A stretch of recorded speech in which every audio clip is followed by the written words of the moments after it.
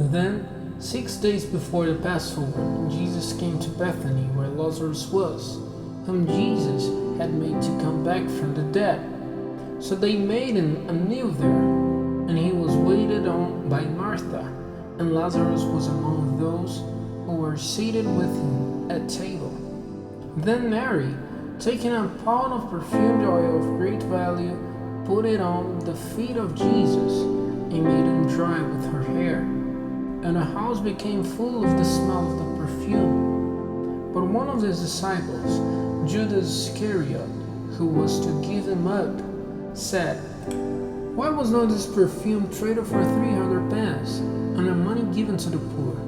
He said this not because he had any love for the poor, but because he was a thief, and having the money, took for himself what was put into it. Then Jesus said, "Let her be.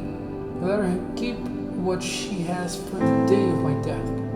The poor you have ever with you, but me you have not forever." Then a great number of the Jews had news that he was there, and they came not only because of Jesus, but so that they might see Lazarus, who had been dead and to whom he had given life. Now there was talk among the chief priests of putting Lazarus to death, for because of him a great number of the Jews went away and had believed in Jesus. The day after, a great number of people who were there for the feast, when they had the news that Jesus was coming to Jerusalem, took branches of palm trees and went out to him, crying, "A blessing on him who come in the name of the Lord, the King of Israel." And Jesus saw a young ass and took his seat on it. As the written says, "Have no fear, daughter of Zion. See, your king is coming, seated on a young ass." These things were not clear to his disciple at first, but when Jesus had been lifted up in his glory, then it came to their minds that these things in the writings were about him, and that they had been done to him. Now the people who were with him, when his voice came to Lazarus in the place of the dead, and gave him life again, had been talking about it. And that was the reason the people went out to him, because it had come to their ears that he had done this sign. Then the Pharisees said one to another, "You see, you are unable to do anything. The world has gone after him." Now there were some Greeks among the people who had come up to give worship at the feast. They came to Philip, who was of Bethsaida in Galilee, and made a request, saying, "Sir, we have desired to see Jesus." Philip went and gave word of it to Andrew, and Andrew went with Philip to Jesus. And Jesus said to them in answer, "The hour of the glory of the Son of Man has come. Truly I say to you, if a seed of grain does not go into the earth and come to an end, it is still a seed and no more. But through its death it gives much fruit. He who is in love with life will have it taken from him, and he who has no care for his life in this earth will keep it forever and ever.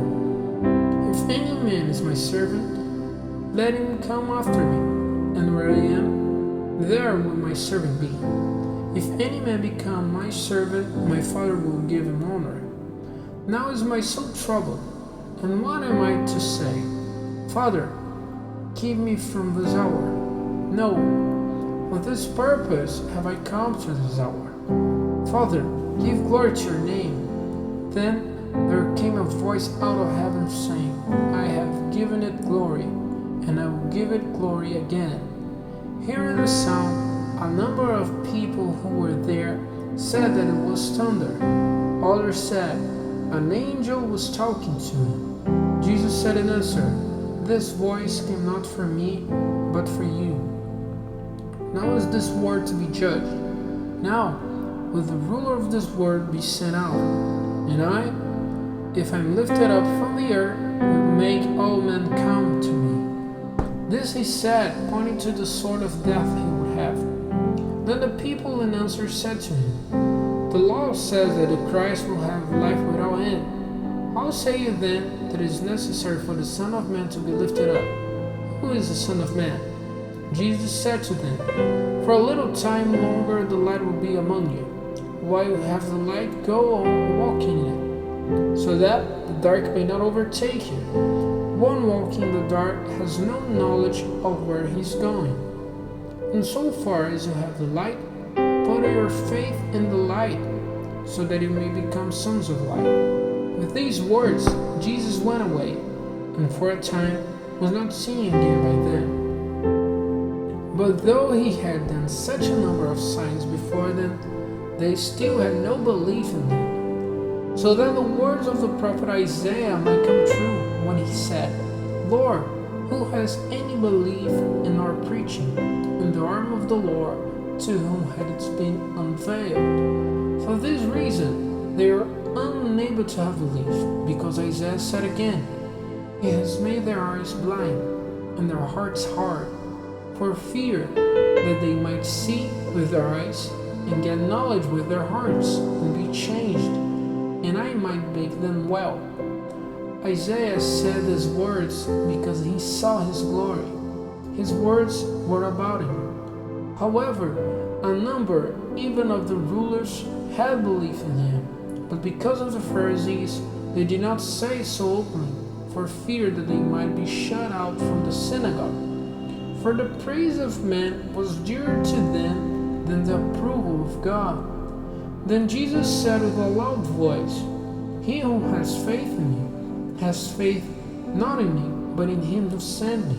And he who sees me sees him who sent me.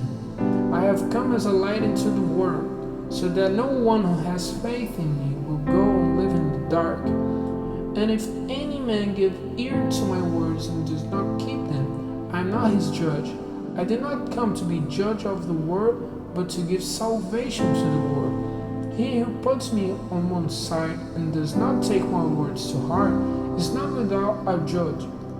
The word which I have said will be his judge on the last day. For I have not said it on my authority, but the Father who sent me gave me orders what to say and how to say it. And I have knowledge that his orders is eternal life, so that the things which I say them even as the Father says them to me.